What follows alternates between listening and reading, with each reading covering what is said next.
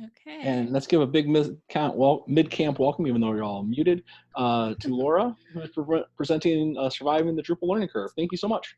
Perfect. Thank you. Thank you, everyone, for joining.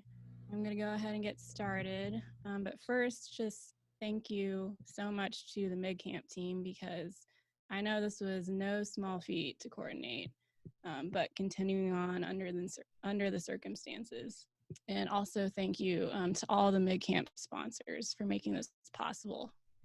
And just a friendly reminder, Contribution Day is still happening. It will be virtual. More details on the site there, and then also in the Slack channel, but be sure to join for sure. So my name is Laura Haskell. I'm going to talk to you about surviving the Drupal learning curve. Before I dive in, I wanted to give a little background on myself and just my perspective and where I'm coming from. I've been in the tech industry for a little over a year, actually. I have a degree in marketing, and at the beginning of my career, I was in the marketing world and some client experience roles. I guess you could say I was in the front end of the business world, but I quickly realized I preferred to be behind the scenes in the back end. I was able to take the leap into a new tech career with the help of LaunchCode. And I just want to take a few seconds to talk about what they do, because I'm very grateful for the opportunities they have given me. So LaunchCode is a nonprofit organization. They offer free coding courses to individuals wanting to get into the tech world. But what is unique is that there are no barriers to entry in terms of prerequisite classes or prior experience in anything related to tech. People come in from really the widest range of backgrounds you can imagine. And they also have very robust relationships with the companies in the area. So that allows them to place launch coders with companies to apply the skills they've just learned and land a job in tech. So I took one of LaunchCode's courses, and I am now a developer at VML Y&R. I also volunteer as the tech director for a nonprofit organization, Kansas City Women in Technology, working to grow the number of women in the KC tech scene. I also assist with coordinating Kansas City's Drupal Flyover Camp, which is coming up for a second year in September, excuse me. So VML Y&R is where I got my first introduction to and started working with Drupal. So that being said, the process of starting from the very beginning and learning Drupal is something I've experienced over the past year. And just like trying to learn anything new in the tech world, the learning curve is hard. And I really think that our Drupal community is as strong as our ability to share our practice with others. And to successfully teach others, we first need to step back and remember the obstacles that Drupal beginners face. So with any learning curve, whether it is Drupal or really any new foreign concept, tech-related or not, a common representation is the inverse relationship between confidence and knowledge. I consider myself to be a very visual learner, and visual representations help me form strong associations. So I wanted to draw out what this relationship looks like to me. So what I envision is waves, a lot of ups and downs.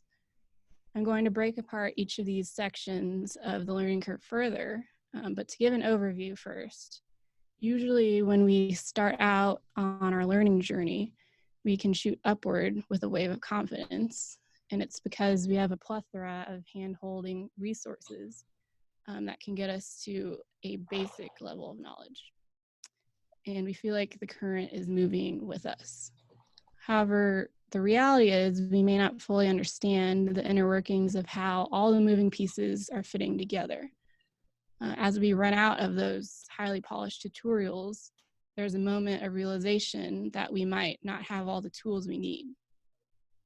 This drop in confidence is when we try to venture out from resources out on our own, but we can fizzle out where we need more specific solutions to project-specific problems. The scope of what we need to know is at its peak, but we can find ourselves getting lost in the undertow and struggling to resurface because there are infinite paths, but really sparse resources to target the specific problems. So to better understand how we can prevent the drop in momentum, let's take a closer look at each part of the learning curve. This will help us understand what typically happens and how we can improve our processes to help beginners. So if you Google Drupal 8 tutorial, there are 11.5 million search results. Scanning the first page, you'll see some highly polished resources like Drupalize Me, Acquia Academy, Udemy, to name a few. And you can spend hours looking at these sites and watching tutorials. And this is where we often have the misconception of equating hours spent reading and watching these tutorials to understanding actually gained. The time and effort you dedicate is important and it boosts your confidence. And I like thinking of this as the hello world phase because you have the skills to get something basic on a page and that feels good, but you only have gotten to a basic level of knowledge. You learn all the shiny words and maybe you can hold a high level conversation and you start feeling comfortable with the terminology, but the key really is you are not fluent yet. As the problems and the projects you face start becoming more complex, you start realizing you may not be fully equipped to take them on. This is where we can reach a point of confusion and frustration because we keep reaching back to those initial tutorials we're looking at and documentation, but we really need a deeper level of understanding so we feel our confidence start to drop. This is when I find myself with 20 tabs open. This is when I find myself torn between the persistence in the face of a problem and the humility to ask for help. We really want to reach to people, but in the journey of our way, we don't necessarily know who to ask or who to trust, or maybe even how to formulate quality questions. A major factor of this drop is that our confidence starts to drop because our dense concentration of resources starts to thin out. When we take a step closer towards a project-specific problem, our resources to pinpoint the solution we're looking for become more sparse. This is when we do a lot of trial and error with possible solutions defined, but oftentimes we can't find a completely clear answer because we're in need of a little more customization for our unique project-specific circumstance. We try to apply our general knowledge of how to approach a situation, but we don't know why or which is the key. You know ideas to explore and paths to go down, but they can quickly branch off into more and more options. And this is where I start going down rabbit holes and where I can find myself with a bunch of tabs open because I can find partial answers, but I can't come up with a fully functioning solution. So the question is, how do we get back to that comfortable and confident state and are able to tackle unique problems we face in the future as we move from Drupal project to project? So when I first began to answer this question, I was thinking from the perspective of already taken a big confidence drop and was already kind of sitting in the deep realm of complex problems. The rise to resurface seemed really steep and prolonging from that perspective. But then I realized maybe we need to take this back to the very beginning. And if we can improve our approach from the start of our initial upward stretch and learning, maybe we can keep the momentum and counter the drop effect we usually run into. So I'm going to talk about some ways we can counter the confusion beginners experience and how our teams onboard faster. I want to be clear that I'm definitely not trying to say everyone should adopt these ideas to make their teams more efficient. but rather just start an open conversation about process improvement.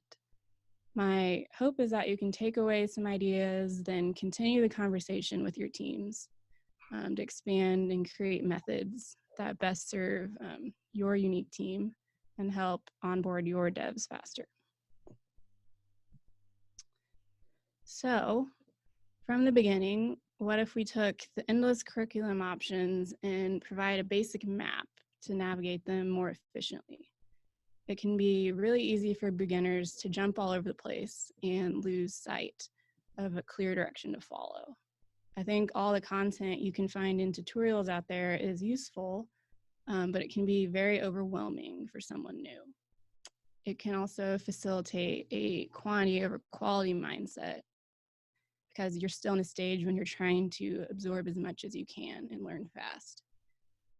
If we curate specific lessons or topics to tackle that relate to the developer journey, we can help turn that perceived knowledge into a more concrete understanding.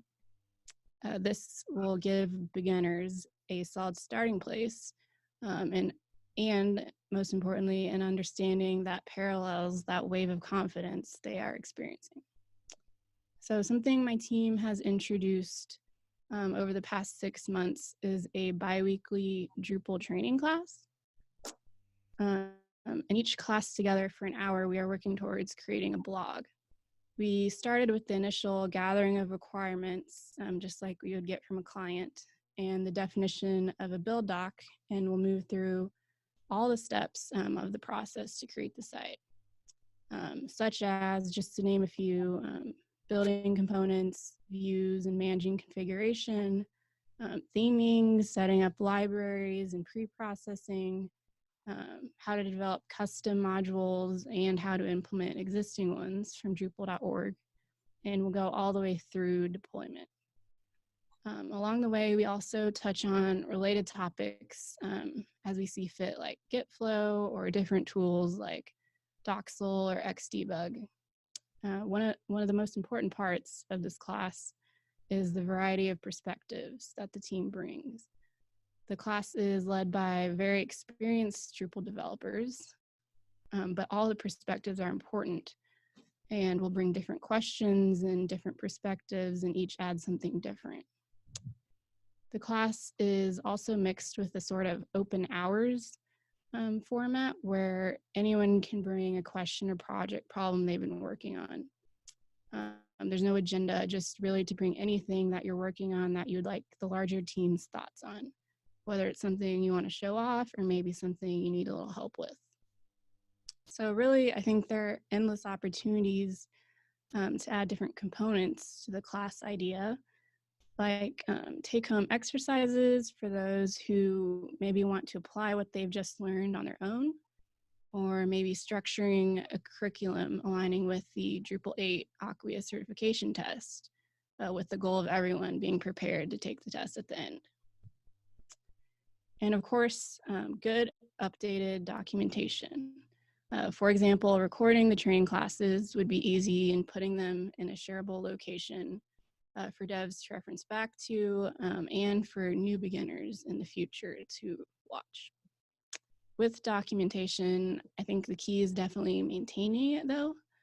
Oftentimes we don't want to be the person to document something because then maybe our name is on it and we feel that we're responsible whether the content stays current or not. But I think if we set reminders for regular maintenance, this can become easier and maybe more of a team effort. A good test and starting point is, can a brand new dev on your project get your site up and running locally from the README without asking for any help? A colleague of mine had a good mentality around documentation. And the question he poses to his team is, can I go on vacation without someone calling me? So really the mentality of, if you win the lottery and tomorrow you're not working there, can someone figure out what you're doing? I really don't think there is such a thing as too much documentation. It improves developer ease of use by sharing the knowledge that may just be in one person's head with the larger team. So when you start to enter the more project-specific area of the spectrum, I found this is when people often become your best resources. This is when your problem can't be solved usually by Googling. Clear solutions don't appear immediately because this is where experience actually working on Drupal projects and project diversity are really valuable. When beginners start encountering scenarios that aren't necessarily by the book, is when they can start losing confidence. And now I do think a good amount of flailing around and working through something on your own is healthy, but it can be very helpful to counter that with a trusted person. Maybe someone to pair program with or a designated mentor gives beginners more comfort when they are getting the hang of everything still, but starting to dive into more complex topics. From a management point of view, this is also a really good way to gauge where each of your team members are at. Oftentimes, this is where more experienced devs can also learn from their mentee or the beginner devs. You might have heard of the 5 whys technique, where you really have to ask someone over and over again to get to the actual root of the cause. The curiosity of beginners often draws out the real whys of our processes and implementations and forces us to go back to the beginning and understand and maybe even reevaluate our reasoning. To keep beginners from getting pulled down by the undertow, what really needs to exist around all of this is a safe environment. This is the point where confusion can build up, but not if we have open communication and if we feel confident in asking others for help. Something really interesting and really great a colleague of mine started was a stupid questions club. Just an hour set aside every month or so, dedicated to allowing everyone to ask the questions they've had but might be too afraid to ask. This wasn't just limited to Drupal, but the whole technology organization, but could certainly be done within the Drupal practice.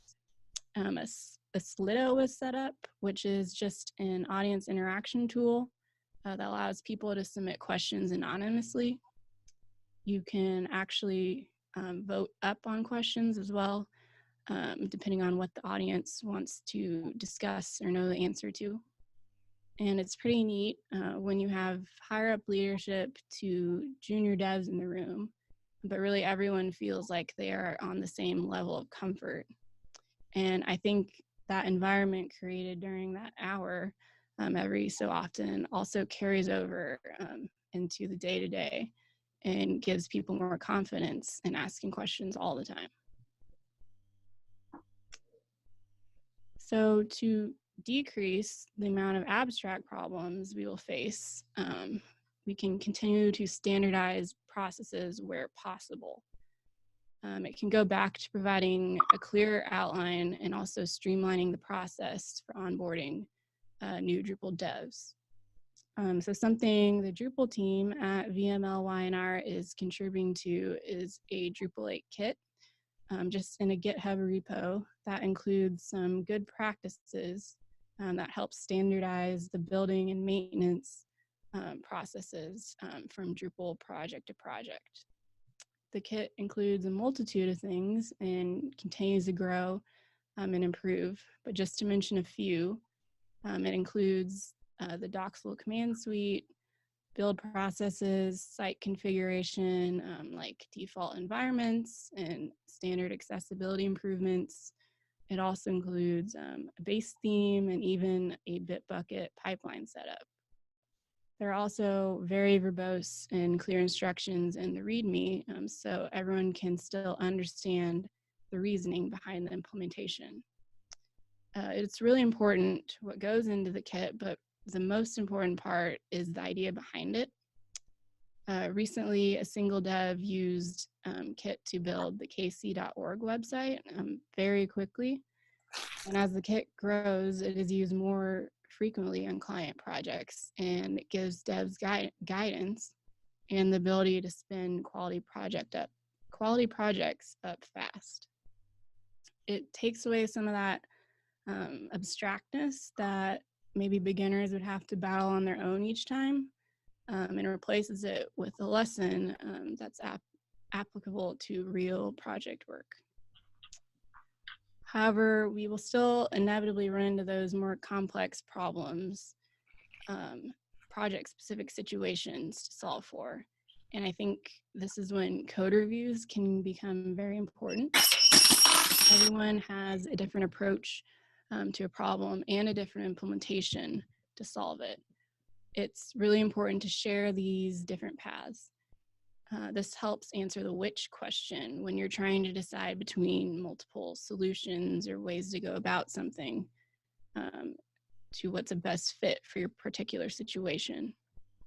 Again, I think code reviews are where beginner or junior devs should definitely be in the room, because they will ask those questions that will force everyone to go all the way back to the very root of how the problem is being solved in the implementation. So those are just a few ideas of ways we might help guide beginners through the learning curve. So in this talk, I've applied this wave of learning to understanding Drupal kind of as a whole, but it's important to call out that this also applies at a granular level per Drupal element. Each of us will likely be facing multiple of these smaller learning curves at a time. Even as we start to master more and more aspects of Drupal, we'll always return to this pattern no matter what our experience or expertise level. In fact, we will encounter this within any technology practice. However, if we continue to reshape our perspectives and implement process improvement methods, we can decrease the amplitude of the depths we fall into each time we approach this pattern. My intent really by breaking apart this learning curve today is to create an open conversation about how we can adopt more approaches to create continuous learning curve momentum and help our Drupal beginners integrate into our teams more seamlessly and more efficiently. So I'd like to challenge everyone here today to take this discussion, apply your own perspectives and experiences, and continue this cycle of process improvement. So thank you everyone for joining my session. I'd appreciate any feedback you may have. My feedback form is mid.camp/6297 if you want to leave a note. But since we still have a little bit of time, I'd like to take this time to ask you guys if you'd like to share any ways that you have helped your beginners and yourself survive the learning curve and onboard faster. This would be a great time to use that chat function and put it out there so we can all talk at once that way. But if anybody wants to raise their hand and speak, use that raise your hand function by your name, and we'll unmute you and let you do some shout outs.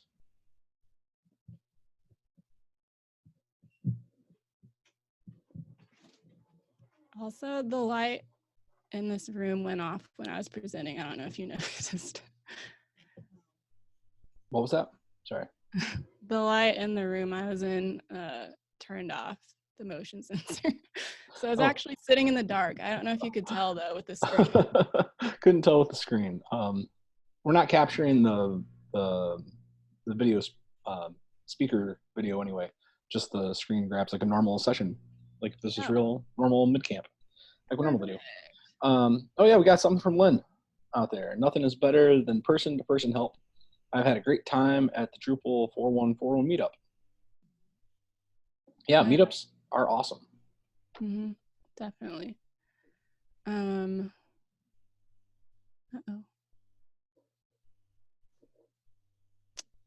Yes, definitely. I feel like there are a lot of, at least per, I don't know if I want to say zip code, but at least a larger city, a lot of user groups that have been started, which is actually how a lot of these camps are put on, which is really fantastic.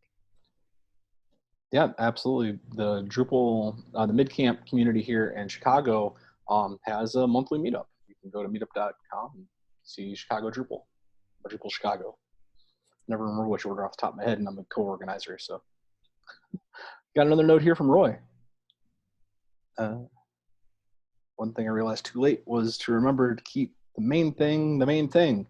Let myself get caught up in all the shiny objects that didn't help me move the needle on what I intended to do. Yeah, keeping the main thing, the big picture.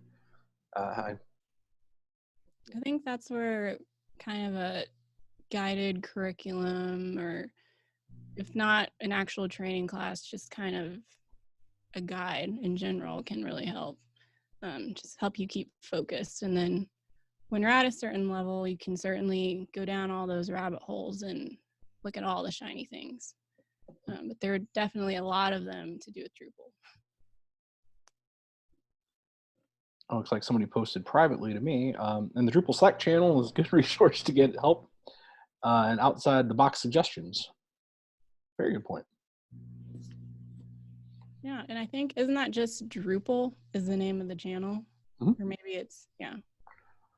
Yeah, you can find that over on Drupal.org. You can find the Slack function there, or not the function, but the Slack links. And everyone's welcome. Everyone's welcome to participate in that conversation.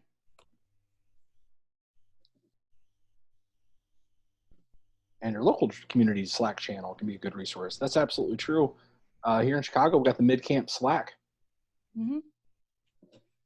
And I'll be in, I think it's just the channel name is 314A. That matches the room. But I'll be in there a little bit after this as well, if anyone has any other thoughts. All right. Well, it looks like that is a good place to stop. So I'm going to stop the recording.